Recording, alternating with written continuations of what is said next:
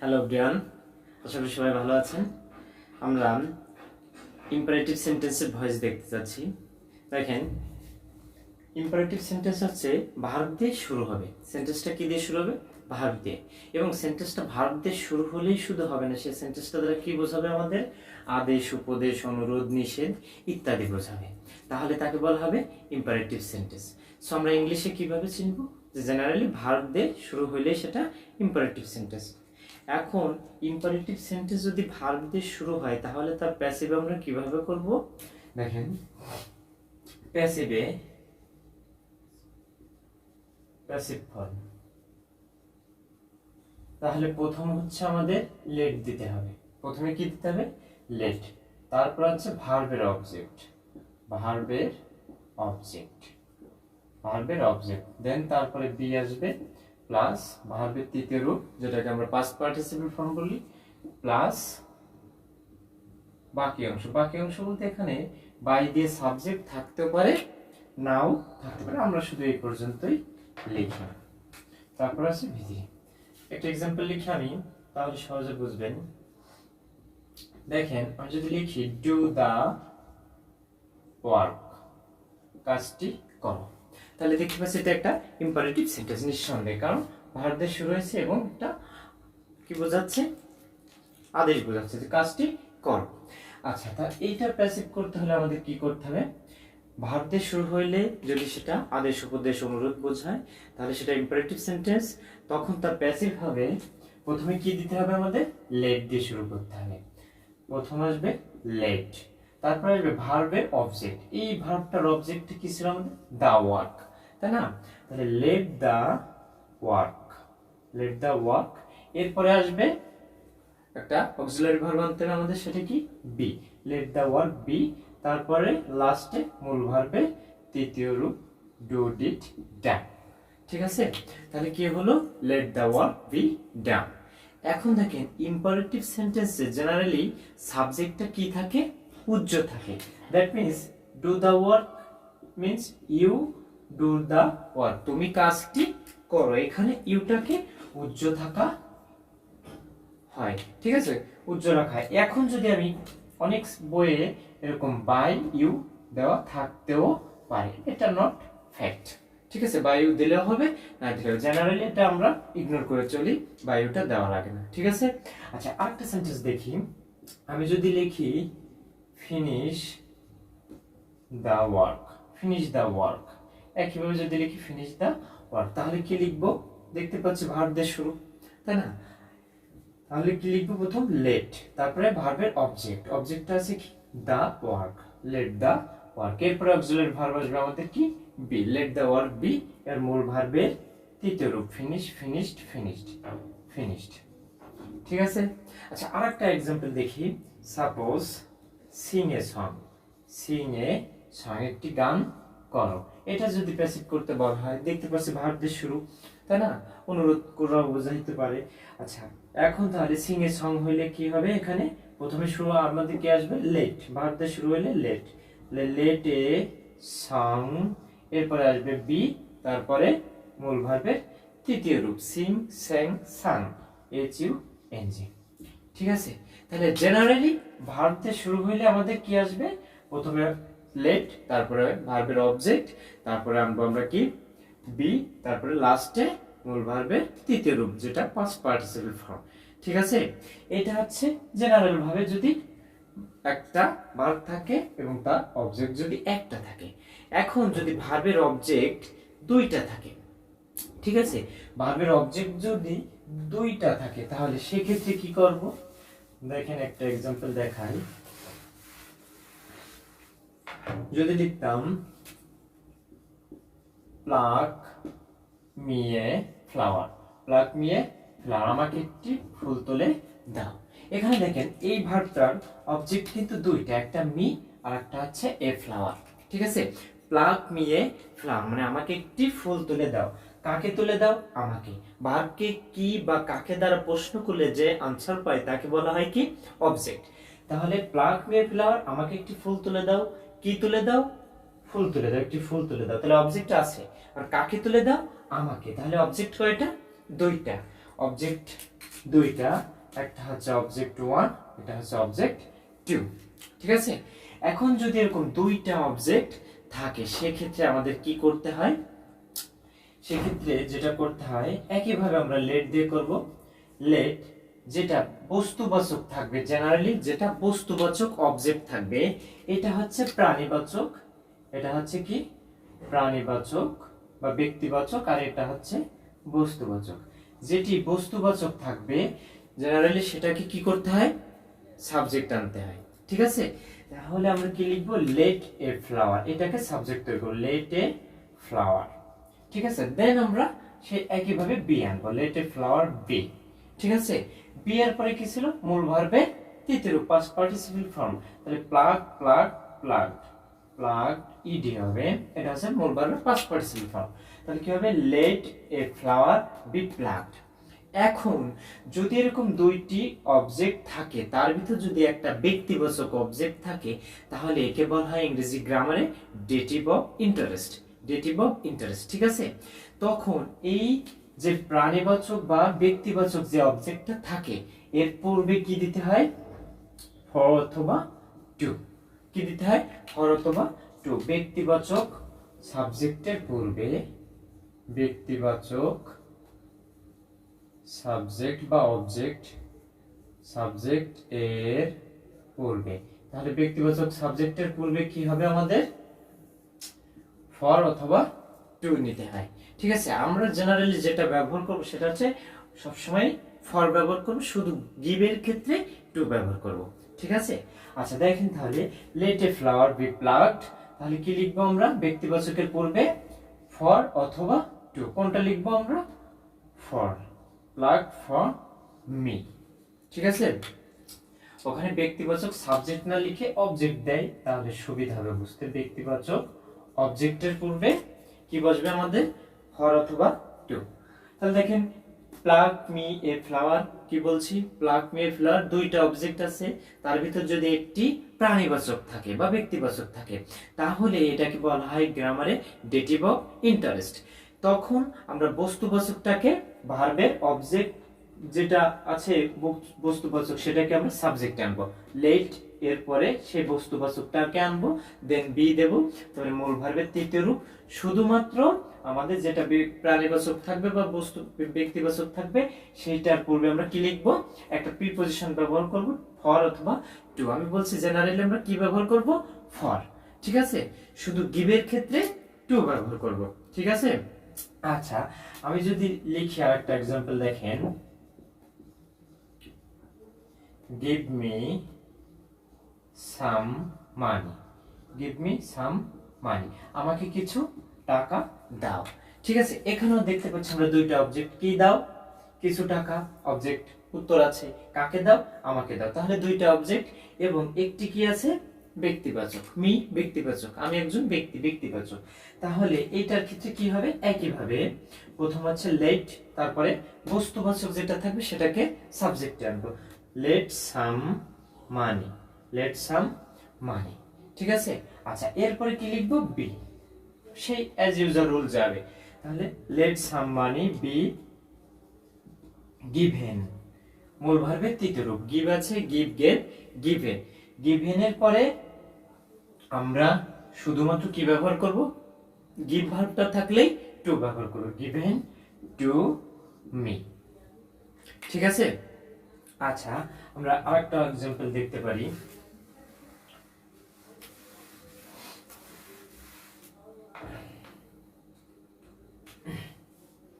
দেখেন by me a shirt, আমাকে একটি জামা কিনে দাও। ঠিক আছে, এখানেও আমরা দেখতে পাচ্ছি একইভাবে দুইটা সাবজেক্ট অবজেক্ট আছে ভার্বের, আমাকে একটি জামা কিনে দাও, কাকে কিনে দাও? আমাকে। কি কিনে দাও? একটি জামা, তাই না? তাহলে দুইটা অবজেক্ট আছে এবং একটি ব্যক্তিবাচক আছে। তাহলে আমরা রুলটা কি করব? ভার্ব দিয়ে শুরু, ইম্পারেটিভ সেন্টেন্স লেট দিয়ে করব। তাহলে লেট বস্তুবাচককে সাবজেক্ট তৈরি করব, let a shirt, let a shirt, এরপরে মূল ভার্বের অক্সিলারি ভার্ব বি আনবো, তারপরে হচ্ছে মূল ভার্বের তৃতীয় রূপ, let a shirt be bought, B O U G H T, buy bought bought এর তৃতীয় রূপ মূল ভার্বের past participle form bought let it shall be bought বলছি কি যে শুধুমাত্র গিভের ক্ষেত্রে আমরা কি ব্যবহার করব টু আদারওয়াইজ ফর তাহলে এখানে কি গিভ আছে না বট আছে so for me let it shall be bot for me এইটা হচ্ছে দুইটা অবজেক্ট যদি থাকে ইম্পারেটিভ সেন্টেন্স সেই ক্ষেত্রে এই রুলটা ব্যবহার করব ঠিক আছে আর জেনারেলি উপরেরটা শুধুমাত্র যদি দুইটা অবজেক্ট থাকে ব্যক্তিবাচক যেটা থাকবে তার পূর্বে একটা টু অথবা ফর নেব টু নেব জেনারেলি গিভ থাকলে ঠিক আছে আচ্ছা এই ছিল সাধারণভাবে ইম্পারেটিভ সেন্টেন্স এখন দেখেন আচ্ছা এবার দেখেন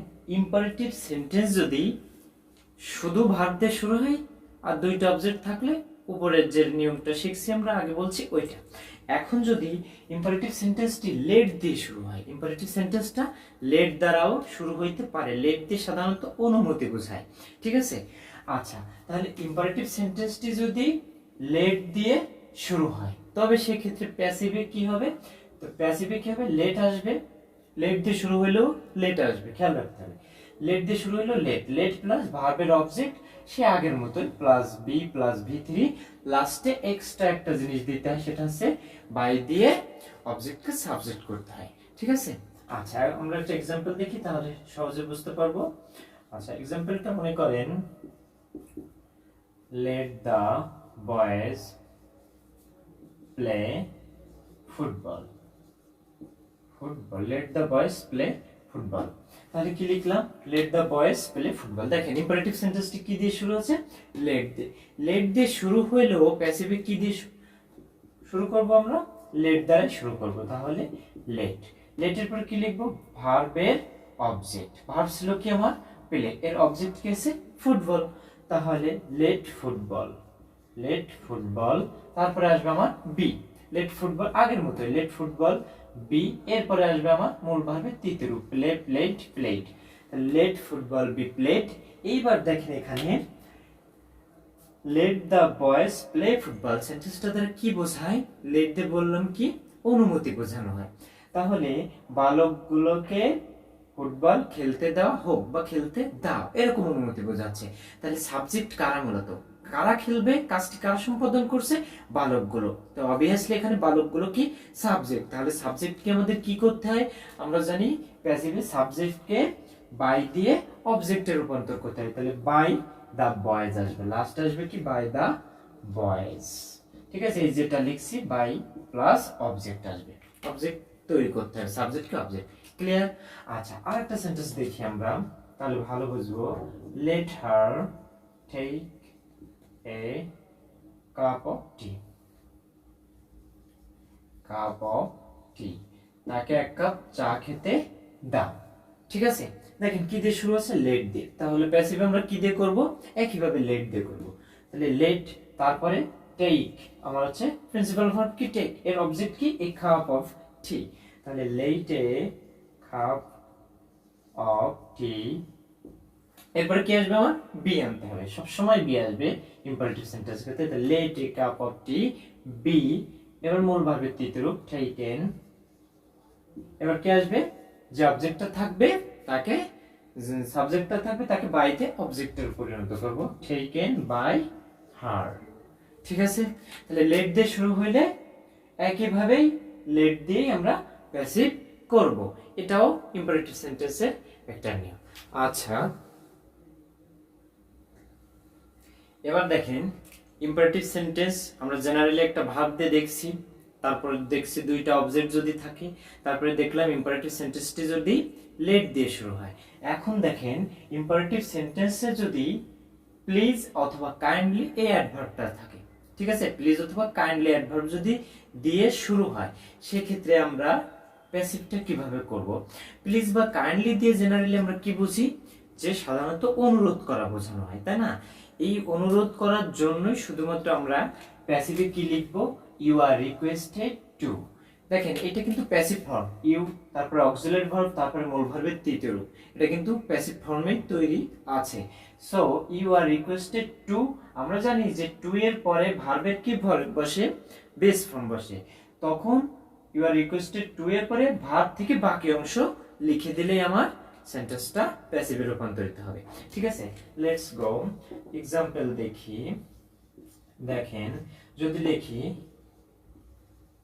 please come here, please come here, দয়া করে এখানে এসে, অনুরোধ বোঝাইলো, প্লিজ দিয়ে আছে এবং কি আছে, প্লিজ থাকলেই কিন্তু এটা ইম্পারেটিভ সেন্টেন্স হবে না, প্লিজের পরে কি থাকতে হবে, ভার্ব প্লাস বাকি অংশ থাকতে হবে। ঠিক আছে, আচ্ছা তাহলে প্লিজ কাম হিয়ার এটাকে আমরা কি লিখবো, প্লিজ দিয়ে শুরু আছে, ইম্পারেটিভ সেন্টেন্সটি দেখতে পাচ্ছি ভার্ব আছে, তাহলে লিখবো কি you are requested, you are requested to, তারপর লিখছি ভার্ব থেকে বাকি অংশ, এই ভার্ব থেকে বাকি অংশ যেটা থাকবে সেটা লিখতে হবে, you are requested to come here. ঠিক আছে, আচ্ছা যদি লিখি kindly, kindly listen to me, যদি বলি কাইন্ডলি লিসেন টু মি, তাহলে একইভাবে কাইন্ডলির জন্য শুধুমাত্র কি লিখবো আমরা, ইউ আর রিকোয়েস্টেড, এটা সবসময় fixed, you are requested to listen to me. ঠিক আছে, আচ্ছা এই তাহলে প্লিজ অথবা কাইন্ডলি দিয়ে যদি ইম্পারেটিভ সেন্টেন্স থাকে তাহলে আমরা কি লিখবো, ইউ আর রিকোয়েস্টেড টু, আর টুর পরে প্রিন্সিপাল ভার্ব থেকে বাকি অংশ লিখে দিলে আমার কাইন্ডলি বা প্লিজেরটা রূপান্তর হয়ে যাবে প্যাসিভে। ঠিক আছে, আচ্ছা দেখেন এইবার ইম্পারেটিভ সেন্টেন্স ভার্ব দিয়ে যেহেতু শুরু হবে, ভার্ব দিয়ে শুরু হয়ে যদি নিষেধ বোঝায়, দ্যাট মিন্স ইম্পারেটিভ সেন্টেন্সে যদি ডু নট দিয়ে শুরু হয়, ইম্পারেটিভ সেন্টেন্স যদি ডু নট দিয়ে শুরু হয়, তবে প্যাসিভে কি হবে, লেট প্লাস নট, লেটের পরে নটটা নিতে হবে শুধুমাত্র, আর বাকি নিয়ম ঠিক থাকবে। ঠিক আছে, শুধুমাত্র নট এক্সট্রা আছে তাই নটটাকে নেব। ঠিক আছে, বাকি সব নিয়ম ঠিক থাকবে। আচ্ছা আসেন দেখেন এক্সাম্পল দেখি, যদি লিখি don't waste your time, don't waste your time, তোমার সময় অপচয় করো না, নিষেধ বুঝিয়েছে। ঠিক আছে, তাহলে আমরা কি করব, এটা ইম্পারেটিভ সেন্টেন্স, তাহলে প্রথম আসবে কি আমার লেট, ইম্পারেটিভ মানে প্রথম শুরু করব আমরা লেট দিয়ে, তাহলে লেট তারপরে ভার্বের অবজেক্ট, ওয়াস্ট হচ্ছে মূল ভার্ব, ইওর টাইম হচ্ছে অবজেক্ট, তাহলে let your time, let your time, এরপরে আসবে আমার কি be, let your time be, এরপরে লাস্টে আমাদের কি লিখতে হবে, মূল ভার্বের past participle, let your time be past eight. ঠিক আছে, আচ্ছা যদি লিখি এরকম don't run in the sun, মানে রৌদ্রে দৌড়াদৌড়ি করো না, তাহলে কি আসবে, ডোন্ট আছে, তাহলে একইভাবে শুরু করব লেট নট দিয়ে, তারপরে ভার্বের পরের অংশ ডোন্ট রান ইন দা সান, তাহলে এইখানে কিন্তু ভার্বের অবজেক্টটা কি, ডাইরেক্ট অবজেক্টটা নাই, কারণ রৌদ্রে দৌড়াদৌড়ি করো না, কি দৌড়াদৌড়ি করো না, কাকে দৌড়াদৌড়ি নাই, উত্তর আসছে না, সো অবজেক্টটা নাই, এই কারণে কি অবজেক্টটা এখানে উজ্জ্বল থাকবে। ক্লিয়ার, আচ্ছা তাহলে let not be run in the sun. ঠিক আছে, আচ্ছা তাহলে ডু নট দিয়ে হলো। এখন ডু নটের পরিবর্তে যদি আরেকটা নেগেটিভ সেন্টেন্স দেখায়, নেভার দিয়ে শুরু হয়, তাহলে দেখেন কিভাবে করতে হবে। আচ্ছা এবার দেখেন ইম্পারেটিভ সেন্টেন্স যদি নেভার দিয়ে শুরু হয়, এটাও কিন্তু কি বোঝাবে, নিষেধ বোঝাবে। ইম্পারেটিভ সেন্টেন্স যদি নেভার দিয়ে শুরু হয় তাহলে দুইটা স্ট্রাকচার ফলো করা যায়, একটা হচ্ছে যখন আমি ডাইরেক্ট সেন্টেন্সটাতে নেভার রাখতে চাই সেটা একটা, আর যদি নেভারের পরিবর্তে আমি একটা নেগেটিভ ওয়ার্ড নট ব্যবহার করি সেক্ষেত্রে ইভার ব্যবহার করতে হবে, আর বাকি নিয়ম ঠিক থাকবে। ক্লিয়ার, আচ্ছা দেখেন এক্সাম্পলে আসি।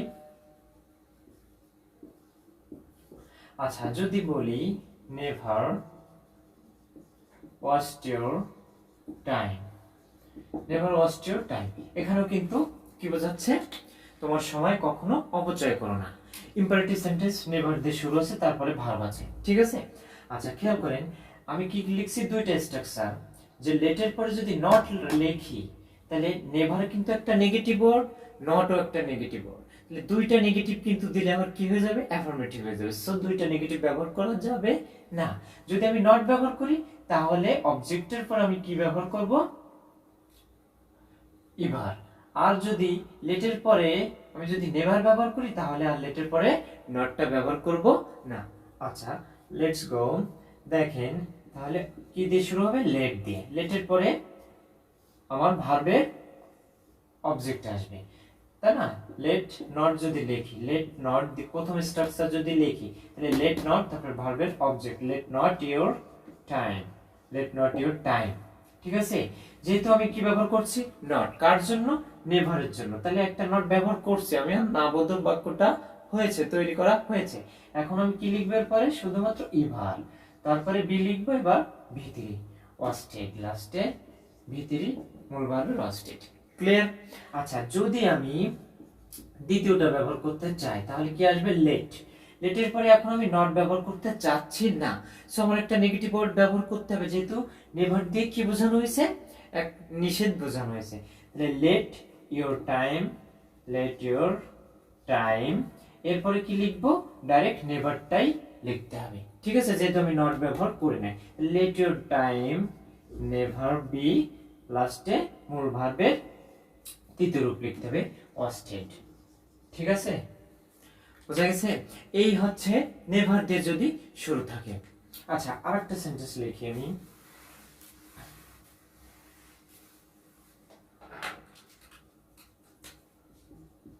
নেভার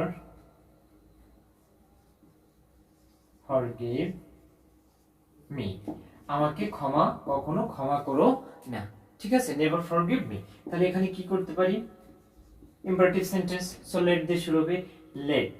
তাহলে কি হবে, লেট মি, ভার্বের অবজেক্ট লেট মি। আমি দ্বিতীয় স্ট্রাকচারটা ফলো করতে হবে, late me never B, late me never B মূল ভার্বের এবার তৃতীয় রূপ। যেহেতু আমি নট ব্যবহার করিনি, লেটের পরে এখানে নট ব্যবহার করিনি, সো আমি কি ব্যবহার করব, নেভারটাই রাখবো, তবে বি এর পূর্বে লিখবো। ঠিক আছে, let me never be forgiven, give get given, forgiven. ঠিক আছে, অথবা আমি যদি লেট নট লিখি তাহলে আর এই নেভার লেখা যাবে না, তখন কি লিখতে হবে, ইভার, ইভার। ঠিক আছে, affirmative, let not me ever B forgiven. ঠিক আছে, এই ছিল ইম্পারেটিভ সেন্টেন্স যদি নেভার দিয়ে শুরু হয়। এবার দেখেন কিছু কিছু ইম্পারেটিভ সেন্টেন্স আছে যা দুই ভাবে করা যায়, দুইটা রূপে করা যায়।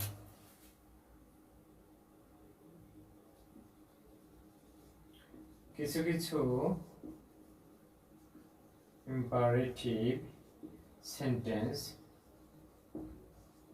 দুভাবে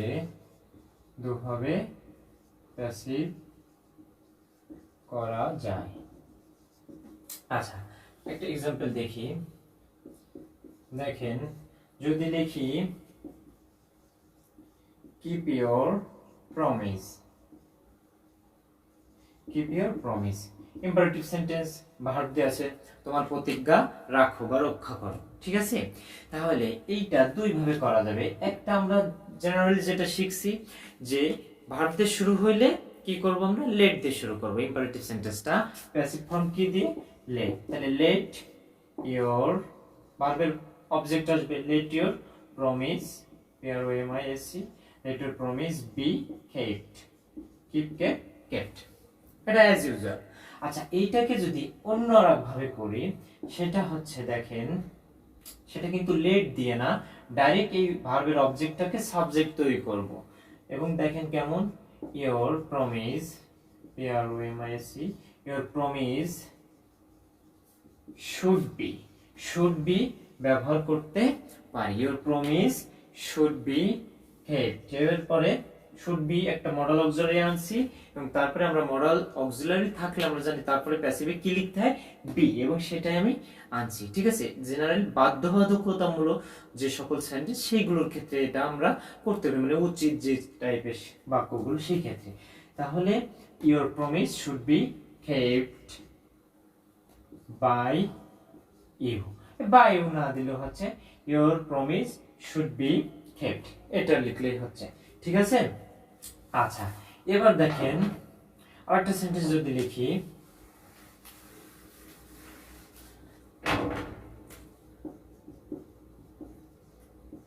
abide by the law of the country। ঠিক আছে, এটা প্রেসিড করতে বললাম, avoid by the law of your country মানে দেশের আইন মান্য করো। এই ক্ষেত্রে তাহলে আমি ওই আগের মতোই অ্যাজ ইউজুয়াল ভার্ব দিয়ে শুরু আছে, তাহলে আমি কি দিয়ে করব, ইম্পারেটিভ সেন্টেন্সটাকে লেট দিয়ে, যদি লেট দিয়ে করি তাহলে লেট, তারপরে ভার্ব হচ্ছে অ্যাভয়েড বাই এর কিন্তু একটা অ্যাপ্রোপ্রিয়েট প্রিপজিশন আছে, অ্যাভয়েড বাই মানে মান্য করা, তাহলে এইটার পরের টুক হচ্ছে আমার অবজেক্ট, তাহলে let the law of the country, let the law of the country. ঠিক আছে, let the law of the country, এরপরে আসবে আমার বি, তারপরে মূল ভার্বের তৃতীয় রূপ অ্যাবাইডেড বাই। ঠিক আছে, আচ্ছা আমরা তো দেশের আইন মান্য না করে থাকতে পারি না, আমাদের উচিত এটা, তাই না? এই যে উচিত অর্থে সেই ক্ষেত্রে আমরা শুড বিটাও ব্যবহার করতে পারি। এই তাহলে এই সেন্টেন্সটাকে আমরা অন্য উপায় কিভাবে করতে পারি, যে অবজেক্টটাকে আগে সাবজেক্ট তৈরি করব, তারপরে শুড বি দেব, the law of the country, the law of the country, এরপরে আমরা সেই শুড লিখব, শুড বি অ্যাবাইডেড বাই। ঠিক আছে, এই ছিল ইম্পারেটিভ সেন্টেন্সের প্যাসিভ করার নিয়ম। এই টাইপের ইম্পারেটিভ ছাড়া আর ইম্পারেটিভ সেন্টেন্স নাই, জেনারেলি এইগুলো ব্যবহার করলেই আমরা পারবো। আরেকটা জিনিস মাথায় রাখবে যে শুধু রুল পড়ে কিন্তু সবসময় মাথায় থাকবে না, যেটা করতে আমাদের practice, because it is known to everybody practice makes a man perfect. ধন্যবাদ সবাইকে।